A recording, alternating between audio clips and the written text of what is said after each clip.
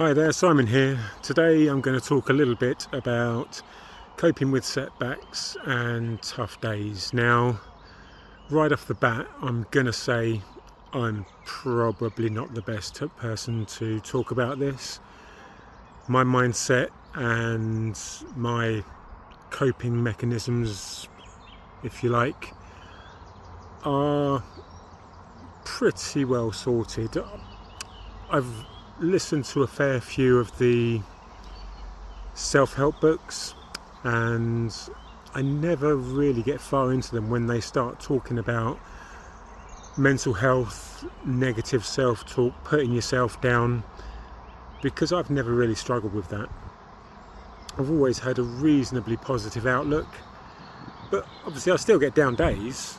I just don't put myself down, as it were. I don't get into these negative spirals that seem to be talked about. So rather than this being about me telling you how you might have better down days, this is more me asking you, how do you cope with your down days?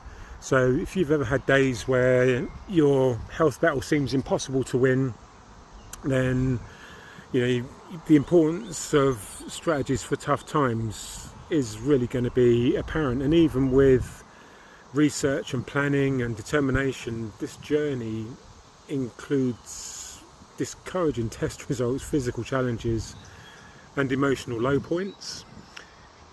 So, oh hello, my screen's just jumping about a bit.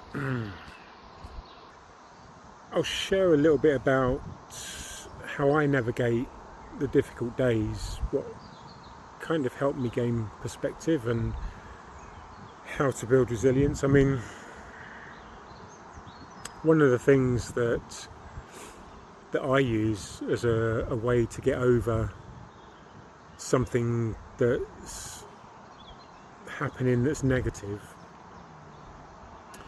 is I will just pick something that I know that I need to do, and I will dive into it. So it would be like if I've got a project or a job or something that I need to research, I'll just get into that and I'll use it as a distraction, because my down days might look a bit more like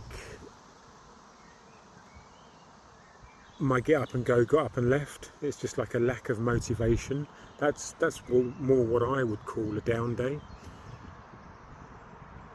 And I say these. I've tried reading some of these books that talk about how to pick yourself up and be more positive and all that kind of thing. But as soon as they start talking about the negative self-talk, downward spirals and stuff like that, I just can't relate to that. So for me, it's more about trying to find more people like me that don't necessarily have those negative self-talk episodes, but still have days where they feel off, a bit down, maybe, I mean, one thing that I might do is I can be walking along, having a perfectly pleasant walk on my own, not even necessarily even listening to anything, and I'll see somebody, and then some kind of interaction goes off in the back of my head about something that could be, and I don't know where it comes from. And it's often quite violent, and it's quite often something that, whilst I would never shy away from, I would never deliberately force a situation like that.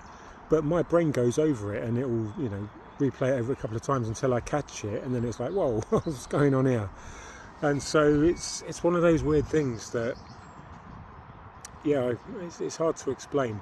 But I mean, in terms of what I'd like from you guys watching this is, what do you do to maintain your hope through difficulties. Sort of describe your sources of hope and inspiration, because it'd be something sort of interesting to me to find out, what other people are doing to keep their negative thoughts at bay. Maybe they have to bite their tongue. I mean, it's something that I do sometimes have to be careful of. I find that if I can see a hole in somebody's argument and it feels like they're trying to provoke me, I feel like it can be quite easy for me to get into a mindset of just putting them in their place. And that's not always what I want to do, but that's the end result. If I go ahead and I respond in the way that I'm thinking at that time, it can come across as, very much a case of, you need to check yourself and what you're saying isn't right. And rather than doing it in a nice and polite way that de-escalates, it might actually go completely opposite way. I had a situation like that today, where I was responding to a comment in a group, and the first response I wrote I had to delete and rewrite because when I read it back, it's like, oh, that could come across as sort of quite snippy and snipey. And so I ran it through an AI, and it kind of confirmed what I thought, and it was like, oh, okay, I'll rewrite this. I mean, my second reply was much kinder and much more to the point, but there was still a little bit of check yourself in it, because there are some things that I just won't let go. And yeah, it's just, how do you guys deal with that? What are your coping mechanisms? Do you doubt your certainty sometimes? Because sometimes I do check on my kind of viewpoints just to see that I'm not being too one-sided, not too narrow-minded, and being inflexible, because I know I can be really stubborn. Once I get my mind on a particular path, sometimes it can be difficult for me to get myself off it, let alone anybody else. Even if I'm not 100% sure that's the way I want to take any given conversation. But in terms of navigating days where you're just feeling down, having that off day, maybe you're not feeling quite as resilient, or you feel like your perspective may be a little bit darker than usual.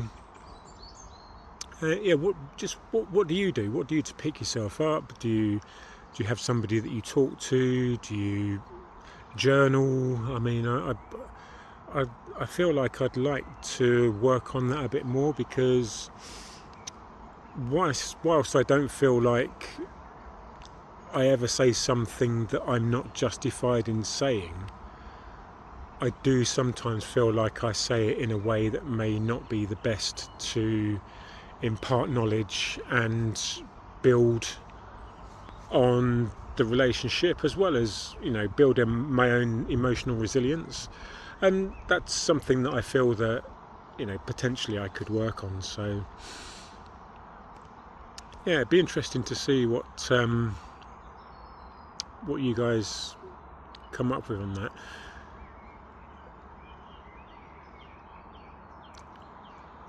And I guess another thing would be, who and what helps you through your really tough times? So how do you ask for the support that you need if you realise that you're having a tough time? Or do you even ask for help at all? Because that's something I struggle with. A little bit less so more recently. And I'll shout out to Bernardo from the Cancer Warriors group for this, because we have built up a bit of a friendship, and I have started asking a little bit more advice from him. But in terms of me asking for help, I mean, I've got avenues of help that I know are open to me, but I just don't use them. And I kind of keep to my own counsel, and I guess that's something that it's got its upsides, but it's also got its downsides. So yeah, I mean, how do you guys, sort of check where you're at and understand whether or not you need help, and actually know whether or not you need to ask for it? Like I say, I don't get into this spiraling into fear or depression. I don't have to worry about these warning signs for struggling mentally, or I don't need a toolkit for suppressing violent outbreaks or anything like that. I got on top of that many years ago. I did used to be much more prone to outbreaks and bursts of violence in my youth, but I got over that a very long time ago, so I'm much more self-controlled. But I feel like perhaps I could be more open with my mental state, as it were. And I feel like I'm usually open to other perspectives. I will always look at people's points of view and try and step into their shoes, but sometimes it's difficult to really see things from somebody's point of view unless they're really able to articulate their position well. And I find that that's one thing that maybe I need to work on helping other people with, just to help articulate their point and understand them better. So yeah, I mean, if you've got any specific setbacks that you've faced, any ideas that you can share about your personal coping strategies, how to distinguish between temporary challenges and true warnings of maybe a deeper, maybe sort of seated issue.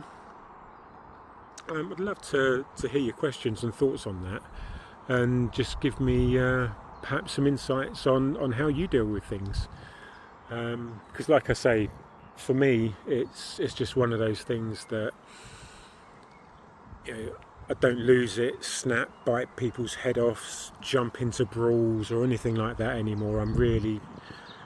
I can really be quite self-restrained, but certainly on some conversations that I have,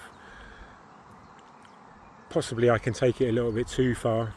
I always have my reasons, and if push comes to shove, I will always explain what those reasons are, and quite often people won't like what they are, which is why I don't always explain myself in full in a post or in a conversation, but I'm always willing to, so I'm not afraid of sharing my thoughts, even if people don't agree with me. I just don't care. I've got my opinions. I'm good at coming up with my own thoughts. I am reasonably good with critical thinking and working out things for myself. So I don't need to follow other people's line of thoughts. But yeah, that can cause issues with some people, because it does seem sometimes like, I feel like it can come off as arrogance when it's just me being self-assured in my opinion, and me just putting it across probably too aggressively for some people's liking. So yeah, if you've got any thoughts on about how you might recognise that, what you might do to change that, I'd love to hear it. So yeah, drop your comments down below, and I shall probably revisit this one because it could be an interesting topic. So I'll leave that there for now. So So if you do want to talk about anything, what I've talked about here, or anything else to do with metabolic therapy, or protocols, cancer, autoimmune disease, whatever, do join us in school.com/cancer warriors. We will talk about anything and everything in there. You should know that we're not allowed to give medical advice, but we will give you as much help as we possibly can, point you to the right research, etc.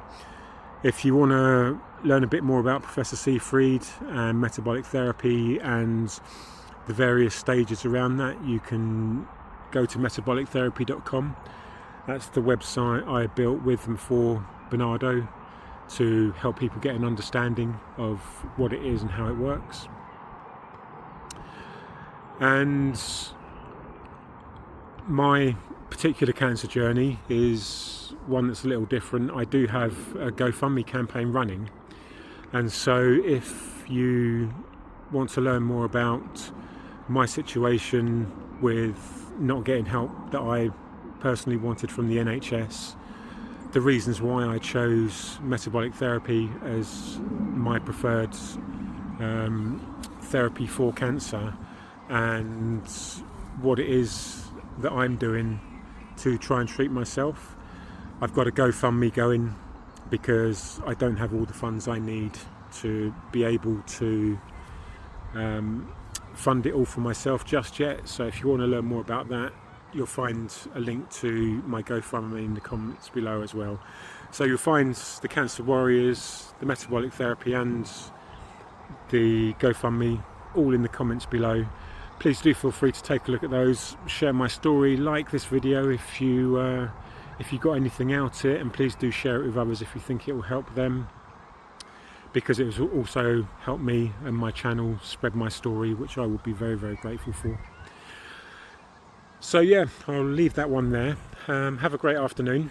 I will see you in the next update. Goodbye for now.